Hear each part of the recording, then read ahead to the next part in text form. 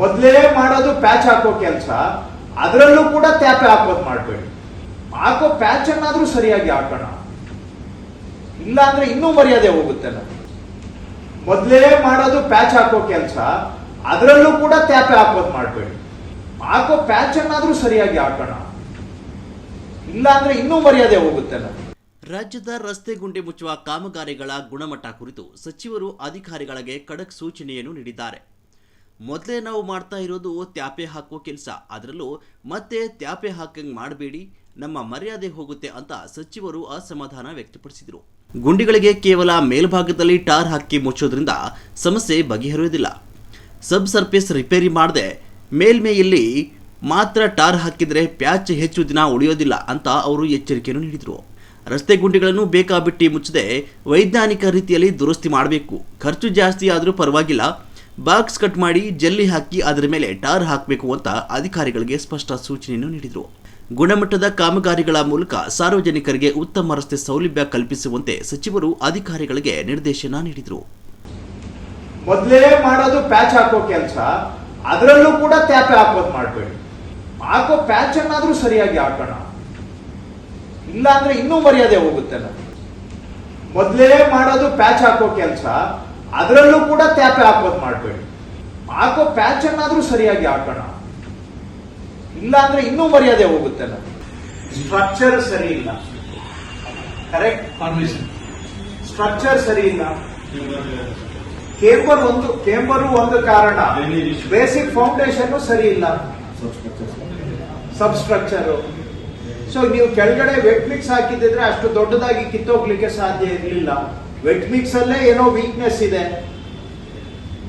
ಈಗ ಆಯ್ತು, wet mix ಅಲ್ಲಿ ವೀಕ್ನೆಸ್ ಇರ್ಲಿಲ್ಲ, ಸರ್ಫೇಸ್ ಕೇಂಬರ್ ಇರ್ಲಿಲ್ಲ, ಅಲ್ಲಿ ಸಾಸರ್ ಆಗಿತ್ತು, ನೀರ್ ನಿಂತ್ಕೊಳ್ತು, ಅಥವಾ ಅಲ್ಲಿ ಸರಿಯಾಗಿ ಪರ್ಕೊಲೇಷನ್ ಇರ್ಲಿಲ್ಲ. ಸೊ ಆಸ್ಫಾಲ್ಟ್ ವೀಕ್ನೆಸ್ ಇಂದ ಕಿತ್ತೋಗಿದೆ ಅಂತಾನು ಇಟ್ಕೊಳ್ಳೋಣ, ಡ್ರೈನೇಜ್ ಇರ್ಲಿಲ್ಲ ಅಂತ.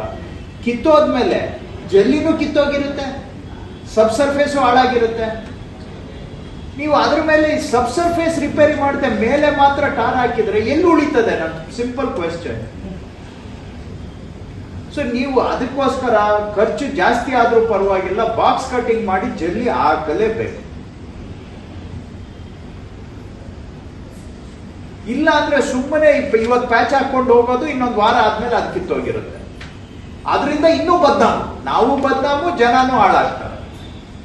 ಬೇಕಾಗಿಲ್ಲ, ನೀವು ಮಾಡಿದ್ದು ಒಂದ್ಸತಿ ಪಕ್ಕ ಮಾಡ್ಬಿಡಿ. ಸೊ ದಯವಿಟ್ಟು ಇನ್ಮೇಲೆ ಎಲ್ಲರೂ ಬಾಕ್ಸ್ ಕಟಿಂಗ್ ಕಂಪಲ್ಸರಿ ಮಾಡಿ, ಜಲ್ಲಿ ಹಾಕ್ಲೇಬೇಕು. ಮೇಲೆ ಫಿನಿಶ್ ಮಾಡುವಾಗ ದಯವಿಟ್ಟು ರೋಡ್ ಲೆವೆಲ್ಗೆ ಫಿನಿಶ್ ಮಾಡಿ. ದಯವಿಟ್ಟು ಅದನ್ನ ಮತ್ತೆ ಒಂದು ಉಬ್ಬು ಮಾಡಿ, ಅದರಲ್ಲೇ ನಿಮ್ದು ಸರ್ಫೇಸ್ ಏನು ಮೊಬಿಲಿಟಿ ಅಂಡ್ಯುಲೇಷನ್ ಬಂದು rider quality will deteriorate. So ಏನು ಇನ್ಮೇಲೆ ದಯವಿಟ್ಟು box cutting is compulsory. Box ಅದು box can be square, rectangle or anything but box. And ಇದರಲ್ಲಿ ನೀವು ದಯವಿಟ್ಟು ಕಂಜೂಸಿ ಮಾಡಕ್ ಹೋಗ್ಬೇಡಿ. ನೀವು ಪ್ಯಾಚ್ ಮಾಡೋದು ನೋಡ್ತೀವಲ್ಲ ನಾವು, ಒಂದು ಲೆಟರ್ಸೇ ಏನೋ ಒಂದು ಶೇಪ್ ಅಲ್ಲಿ ಹಾಕಿರ್ತಾರೆ, ಅಲ್ಲಿ ಲಾಸ್ಟ್ ಅಲ್ಲಿ ಎಡ್ಜ್ ಅಲ್ಲಿ ಒಂದು ಅರ್ಧ ಅಡಿ ಬಿಟ್ಟು ಬಿಟ್ಟಿರ್ತಾನೆ. ಆ ಅರ್ಧ ಅಡಿ ಬಿಟ್ರೆ ನಾಳೆ ಅದೇ ಓಪನ್ ಅಪ್ ಆಗುತ್ತೆ. ಅಂಡ್ ನನ್ನ ಪ್ರಕಾರ ಈಗ CC ಅವರು ಏನ್ ಹೇಳಿದ್ರು, ಮೊಬಿಲೈಸೇಷನ್ ಅಂತ. ನೀವು ಒಂದು ವಾರ್ಡ್ ಅಥವಾ ಒಂದು ವಾರ್ಡ್ ಅಲ್ಲಿ 5 ರೋಡ್ ಅನ್ನ ಟಾರ್ಗೆಟ್ ಮಾಡಿ ಇವತ್ತು ಸರ್ವೆ ಮಾಡಕ್ ಹೇಳಿ ನಿಮ್ ಎಗೆ. ಎಷ್ಟು ಏರಿಯಾ, ಎಷ್ಟು ಸ್ಕ್ವೇರ್ ಮೀಟರ್ ಅಂತ ಗೊತ್ತಾಗ್ಬಿಡುತ್ತೆ, ಹೌದಾ ಇಲ್ವಾ? ಎಷ್ಟು ಸ್ಕ್ವೇರ್ ಮೀಟರ್ ಅಂತ ಗೊತ್ತಾದ್ರೆ ನಾಳೆಗೆ ತಗೊಳ್ಳಿ ಅದನ್ನ.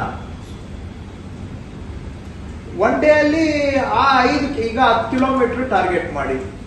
10 ಕಿಲೋಮೀಟರ್ ಅಲ್ಲಿ ನಿಮ್ಗೆ ಲೆಟರ್ಸೇ ಒಂದು 20 ಪಾಟೋಲ್ ಇದೆ. 20 ಪಾಟೋಲ್ ಸೇರಿಸಿದ್ರೆ ಲೆಟರ್ಸೇ ಒಂದು 200 ಸ್ಕ್ವೇರ್ ಮೀಟರ್ಸ್ ಬರುತ್ತೆ. 200 ಸ್ಕ್ವೇರ್ ಮೀಟರ್ಸ್ ಅಂತ ಇವತ್ತೇ ಅಸೆಸ್ ಮಾಡ್ಕೋಬಹುದು ನೀವು. ಯಾಕಂದ್ರೆ ಈಚ್ ಪಾಟೋಲ್ ವಿಸಿಟ್ ಮಾಡಿದ್ರೆ ನಿಮ್ಗೆ ಎಗೆ ಗೊತ್ತಾಗುತ್ತೆ, ನೀವು ಮಾಡ್ಬೇಕಾಗಿಲ್ಲ. ಇದೇನ್ ಕೆಲಸ, ಹೋಗ್ಲಿ ಅಲ್ಲಿ ಅಸೆಸ್ ಮಾಡ್ಲಿ, ಇದನ್ನ ಎಷ್ಟು ಬಾಕ್ಸ್ ಕಟಿಂಗ್ ಮಾಡ್ಬೇಕು ಅಂತ ಎಲ್ಲ ಇವು ಪಾಯಿಂಟ್ ಮಾಡ್ಕೊಂಡ ಟೋಟಲ್ ಮಾಡ್ದ. ನಾಳೆಗೆ ಟಾರ್ಗೆಟ್ 200 ಸ್ಕ್ವೇರ್ ಮೀಟರ್ಸ್ ಟಾರ್ಗೆಟ್ ಅಂತ ಇಟ್ಕೊಂಡ ಅಷ್ಟಕ್ಕೆ ಮೊಬಿಲೈಸ್ ಮಾಡ್ಕೋಬೇಕು ಮೆಟೀರಿಯಲ್, ಅಷ್ಟನ್ನ ಮಾಡ್ಕೊಂಡು ಹೋಗ್ಬೇಕು. ಸಾಧ್ಯ ಆದಷ್ಟು ಕಾಂಪೋಸಿಟ್ ಮೆಷಿನ್ ಇದ್ರೆ ಕಟಿಂಗು ಫಿಲ್ಲಿಂಗು ಎಲ್ಲ ಒಂದೇ ಮೆಷಿನ್ ಇದ್ರೆ ಒಳ್ಳೇದು ನನ್ನ ಪ್ರಕಾರ. ಇಲ್ಲ ಅಂದ್ರೆ ಆಯ್ತು, ಕಟ್ಟರೆ ಬೇರೆ, ಜಲ್ಲಿ ಹಾಕೋದೇ ಬೇರೆ, ಅಂಡ್ ಹಾಟ್ ಮಿಕ್ಸ್ ಅಥವಾ ಕೋಲ್ಡ್ ಮಿಕ್ಸ್ ಬೇರೆ, ಹಂಗಾದ್ರೂ ಮಾಡಿ. But ultimately it should be, ನನ್ನ ಪ್ರಕಾರ ಒಂದೇ ಮಿಷಿನ್ ಇದ್ರೆ ಒಳ್ಳೇದು. ಅದಕ್ಕೆ ಹೋಗ್ತೀವಿ ಸರ್, ಅಲ್ಲಿಂದನೇ ಹೋಗ್ತೀವಿ. ಯಾವ ಕಂಪನಿ ಅಂತ ನಾನು ಹೇಳೋದಿಲ್ಲ, ಯಾರು ವೆಂಡರ್ ಅಂತ ನಾನು ಹೇಳೋದಿಲ್ಲ, but go for A comprehensive solution.